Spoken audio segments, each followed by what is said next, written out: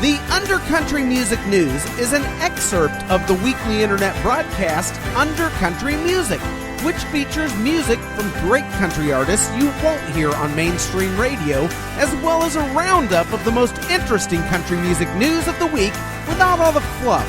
This program you are listening to right now contains only the news portion of the show. To listen and subscribe to the full weekly episode containing the music and interviews, please visit undercountrymusic.com or simply subscribe to the Undercountry Music Podcast on iTunes. Let's get into it.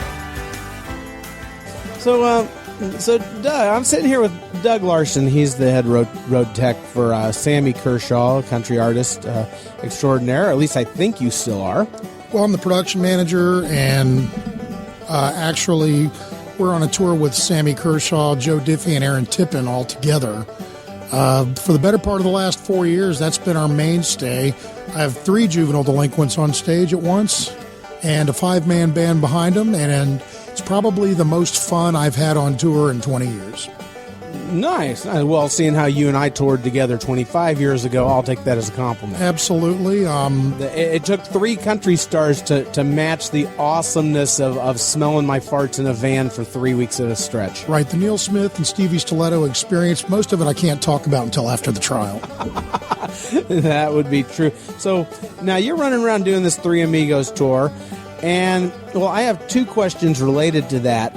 And you've already answered one of them, which was who the other 2 artists are. My other question is, now, are you the tech for all 3, or does each guy have their own main guy, and you do a lot of elbow bumping into each other? Nope. Obviously, Sammy is my main artist, but I'm the production manager for the tour. I'm also the stage manager, so there's no one to bump into.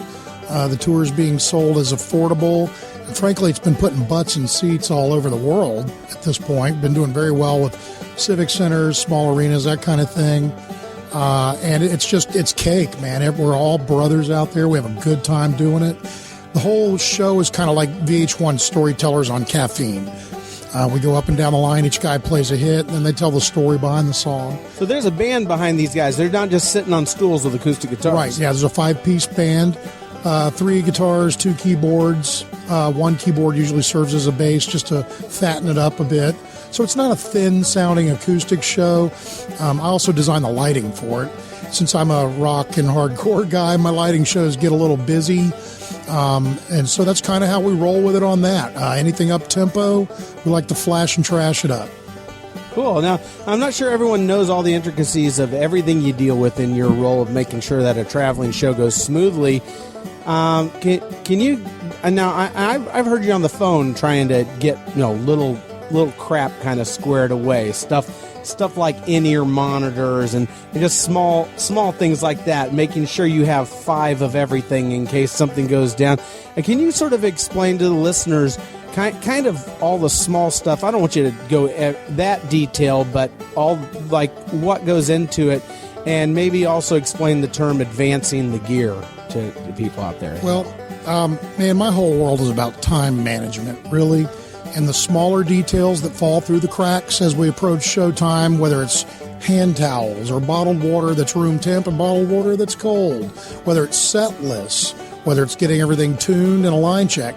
Lots of little things that fall through the cracks. I like to get to those early in the day. I get with the promoter, make sure that they have them on site and that they're stashed somewhere secretly, because my little buddies in the band will drink me dry and use all my towels and whatnot before the show, so we have to be hidden on those. But the point is the small stuff comes early in the day. Advancing a show, artists on this level who were at the apex of their careers in the early 90s, we call it the Where Are They Now file. Hope no one's listening.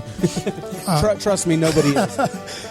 But we don't travel with trucks full of gear anymore. We bring our band gear and set, and a few bells and whistles, confetti and whatnot. But the preponderance of the sound and lighting and video gear, I advance on the phone with the production coordinator locally.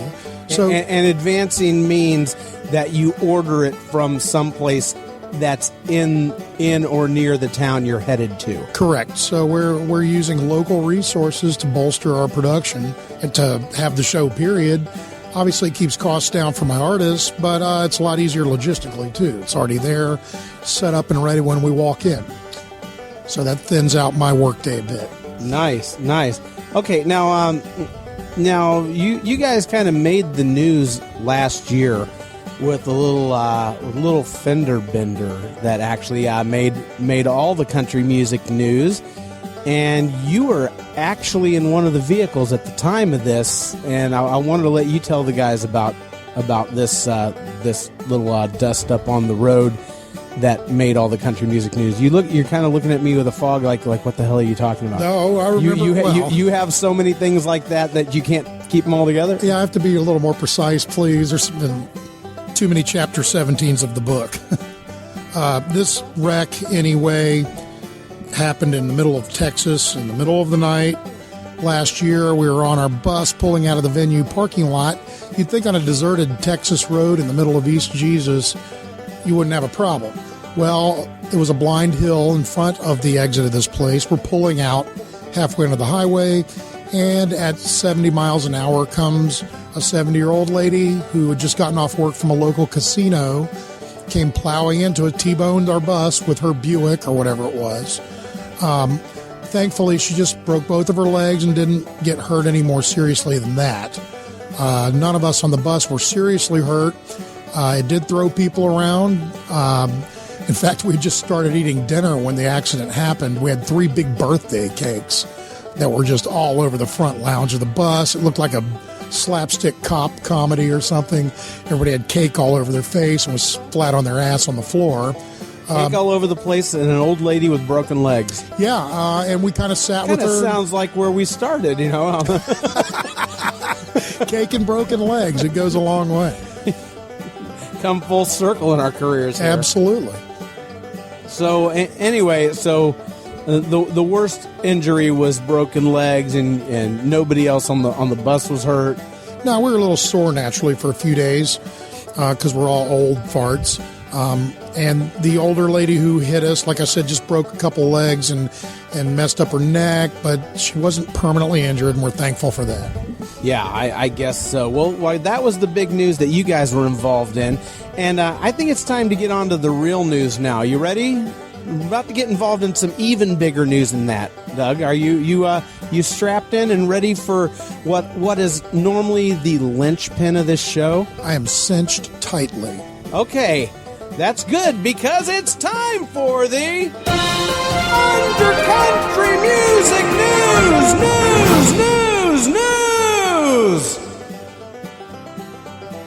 You looking at me like I just dropped out of a freaking spaceship.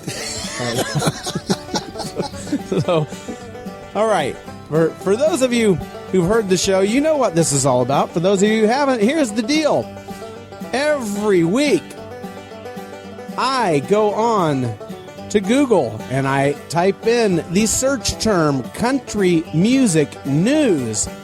And I hit enter, and whatever websites come up on the front page of Google, I go on to them under the search term country music news. I go on to them and I try to find country music news.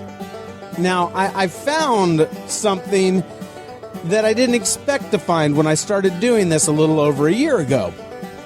What I found is that most of these places that come up in the search results for country music news have like maybe one actual country music news story, and the rest is like, you know,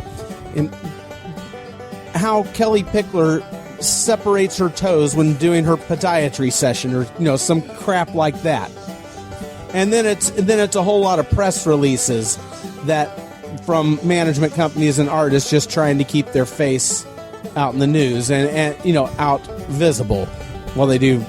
You know, I'm sure you've got some experience in that. Well, actually, not really, because I never see anything about Sammy Kershaw in the news. Oh, that's because we have everyone shot as a spy. Okay, good. as you should. But anyway, so that's what I do. I go onto all these sites. I try to find the one or two actual news stories, and I cut through the fluff, and I compile from all these different sources, and I combine the actual country music news so that you don't have to go picking and pulling from this site and that site, and I bring it to you in one stinking chunk called the Undercountry Music News every single week. It's like driving down 17th Avenue. Yes, exactly. Except, you can lose a lot more money on 17th Avenue in a real hurry. 10-4 on that. Yeah.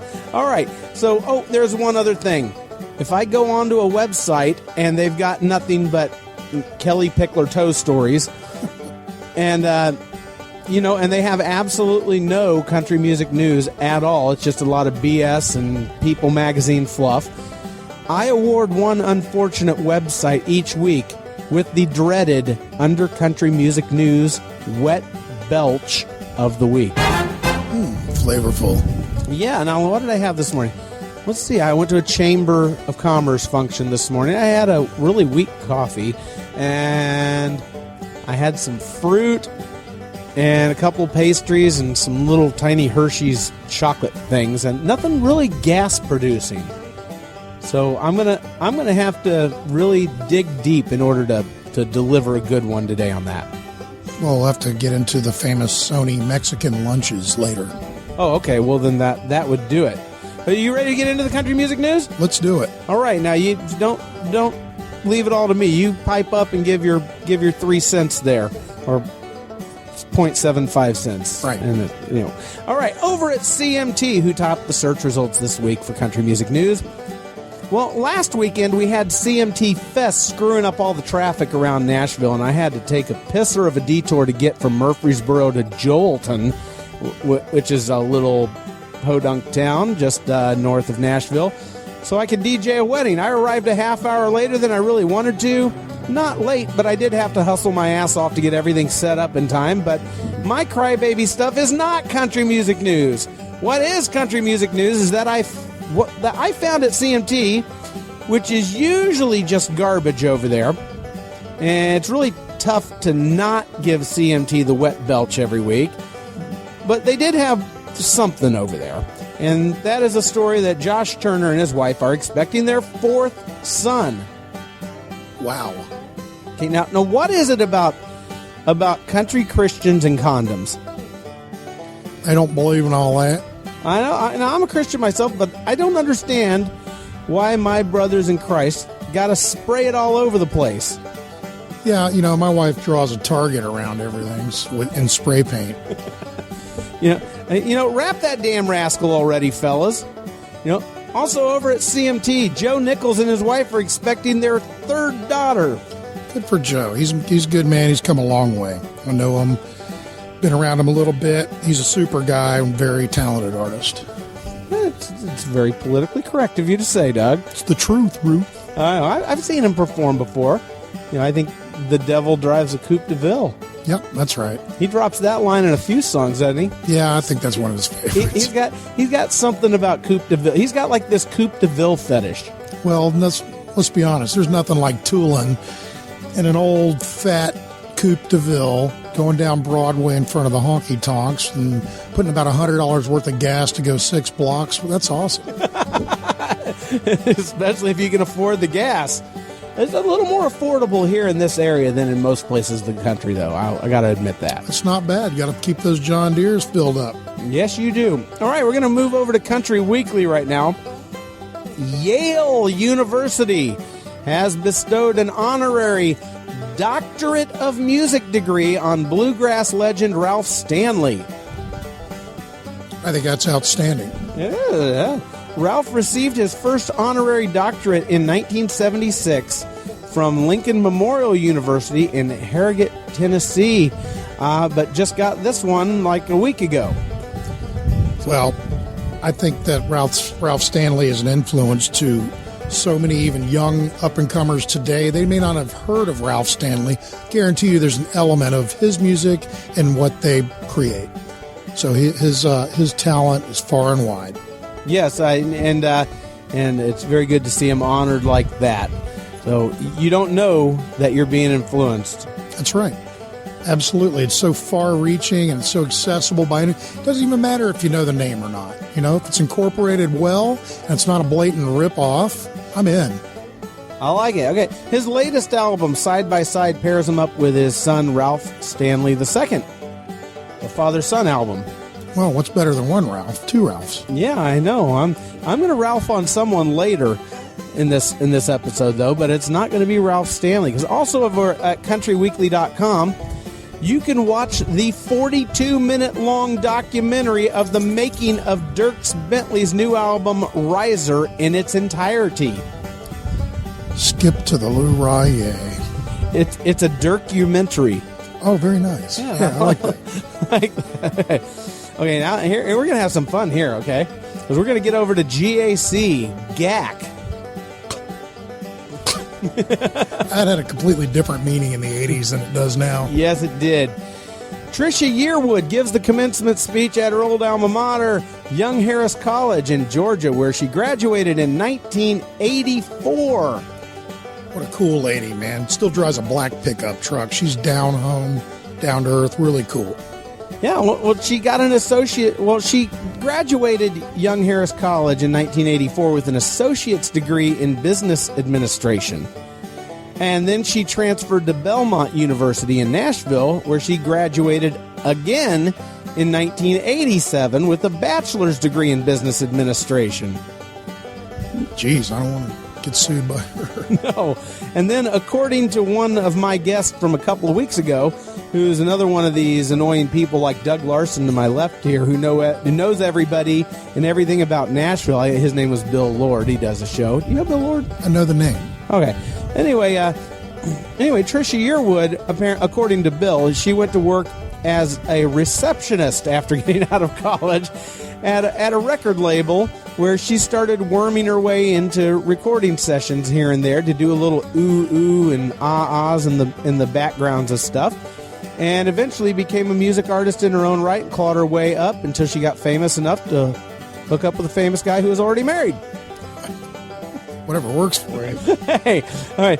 And Trisha also received an honorary doctorate of music degree at the commencement. They're giving away those things like candy this week, aren't they? Man, no kidding. Okay.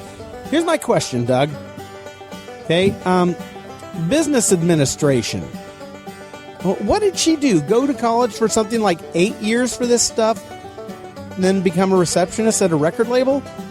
Yeah, I mean, it's the tried and true thing of, any door you can stick your foot in to get into the business. I think that maybe she saw that as her way in, administratively. Whatever gets you in the arena, you got to get yourself to the circus. It's not going to come to you. So good for her. She started there, worked her way up. Sheer talent and being nice, being nice to people goes an awful long way, especially in Nashville, where the good old boy system is alive and well. Even to this day. Absolutely. Yes. Well, go figure. She actually went out and took what she wanted to take. She did, and she didn't accept no as a final answer. Being turned down by labels and whatnot, she kept a smile on her face, so she kept a good rep around town. And then that's where her sheer artistic talent took over. The rest is history. The lady's a success. Can't argue with that. No, you can't. But we can go over to Taste of Country now. Shall we? Well, we shall. We shall. All right. Jamie Lynn Spears. Is she like Britney Spears' sister? Is that the deal with her? I think that's her whole claim to fame. I think so. Well, according to Taste of Country, she's like all nervous about her new release coming out. I would be too. Okay, now Jamie Lynn Spears claims it took her 6 years to write her 5-song EP. Wow. That must be really profound. It's not out yet, but all 5 songs are available for streaming on Spotify right now. Well, let's run out and get Spotify. Oh, I did something even better. I couldn't help myself. I mean, damn, 6 years to write 5 songs? It's like Tom Schultz of country, man. I mean, at this rate, it would take 12 years to get an album out of this chick. That might be good. All right. Well, now I'm gonna put some things out here, and we're gonna see what 6 years of songwriting for 5 songs get you when you've focused that laser intently on every nuance of your creation and your art and what you're going to bring into the world. We're going to see what she's done here, okay? Oh, let's do that. Okay. Now I'm not going to play you all these songs. Probably I'll get sued if I do that because I don't have permission to play them. But here are the titles of these 5 songs that took 6 years to write. And I'm also going to give you the opening lyrical line of each song as we go through the 5. I'm looking forward to this. I think you are. I think you're going to agree that they are absolute masterpieces just by the titles alone, damn it. I'm anxiously awaiting. Okay, the first song is called Shotgun Wedding.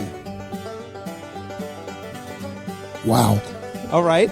The opening line of this masterpiece wasn't nothing but a Friday night. Well, that's, the dialect from West Hollywood. That can't be helped. Okay. Well, that's fair enough. I mean, whatever. It's not the worst thing I've ever heard. No. I mean, it's down there, but... All right, then we have a song called Run. So it's a verb song. Yes. And it starts out, I'm bored, it's hot, let's play a little game of ready or not. I think that job at the car wash is still available here. Okay, approaching the center song of this 5-song EP, the hub, if you will, where all the spokes attach. We come to the song, How Could I Want More? Well, that's, what I'm asking myself right about now. Okay, and the first line of How Could I Want More is lying in the green grass underneath the blue sky. I've never heard that line in a song before. Wow, that's definitely on the cutting edge. I okay. Or cutting room floor. Now, I'm not trying to be a jerk here. I'm just saying, if she had said, hey, we spent the last couple months, we just kicked this thing out quick, went in the studio, got it done, bada bing, bada boom, here you go, and this is kind of what I'm bringing to you as my first offering or whatever, I probably wouldn't be raking her over the coals like this, but, I mean, she's made the claim that she spent 6 years creating this thing. Well, and it's not the first time that we've been subjected to her artistic integrity. I think the last time 80,000 people at a Penn State football game booed her as she sang the anthem. Wow. I did not know that. Yeah, it was pretty ugly, actually. Well, fortunately for her, there was a child molester run out on a rail, which sort of distracted the attention. Yeah, no kidding. So, if you ever want to cover up your tracks, just get a child molester to follow your act. I don't think she's allowed within 1,000 feet of any schools or churches either. Okay.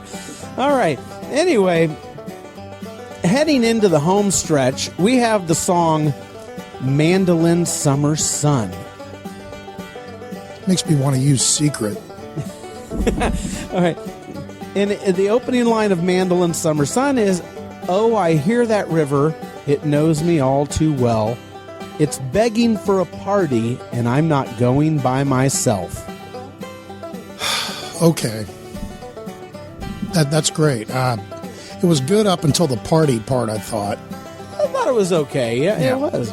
And it was. And then finally we come to the last song of the 5-song EP, putting the cherry on top here, this 6 years of soul digging, called Big Bad World, which starts with the line, I fell hard for a boy one time. I can't say if it was love.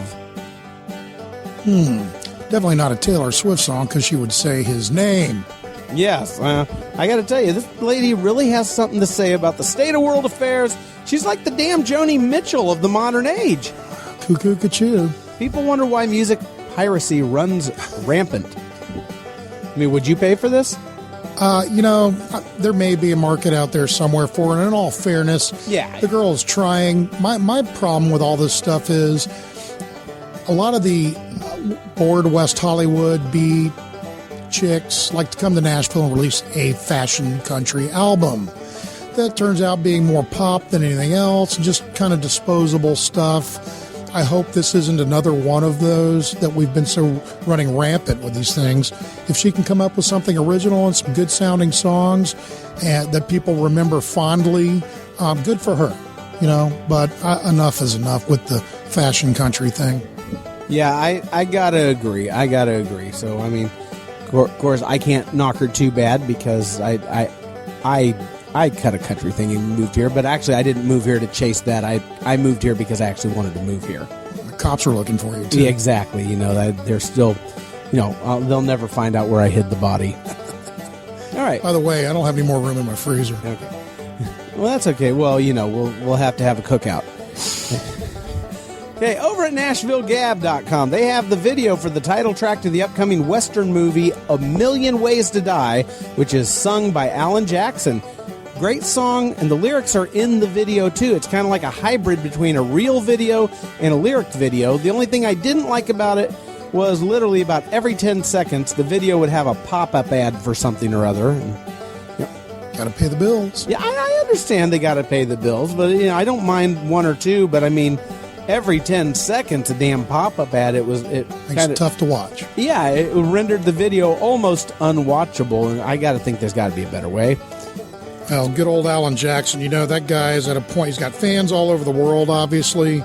The guy tours when he wants to, not when the label says you're going out for 3 months. So he does as much or as little as he wants, and good for him. He's brought that measure of success to himself simply by hard work. Yes. And Dolly Parton is selling her West Hollywood home for $1.4 million.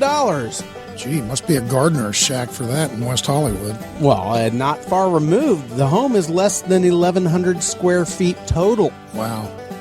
The garage has also been turned into a guest room and has a built-in toilet right next to the bed. Stick a microphone in there. That'd be awesome. Now, the home is also rumored to be the childhood home of Natalie Wood, and you can take the virtual tour over at NashvilleGab.com. Hey, we got three other websites to visit here. Wow, we got theboot.com. You familiar with The Boot? I am not. You're not? That's the best I could muster on the light breakfast I had. Sausage. But they deserve so much more because I got nothing! You know what? We're in Doug's backyard right now, and I've got neighbors peeking out. I'm assuming this is quiet for your house, though.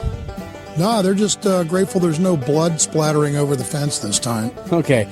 Hey, moving on to Country Standard Time. There's a story about Blake Shelton's new barbecue pizza promotion through Pizza Hut, and that's about it. The pickings are getting slim here, Doug, on the country music news. Wow. Yeah, it must be a slow news day for sure. We do have 2 more sites to visit here, though, so we're in the home stretch here.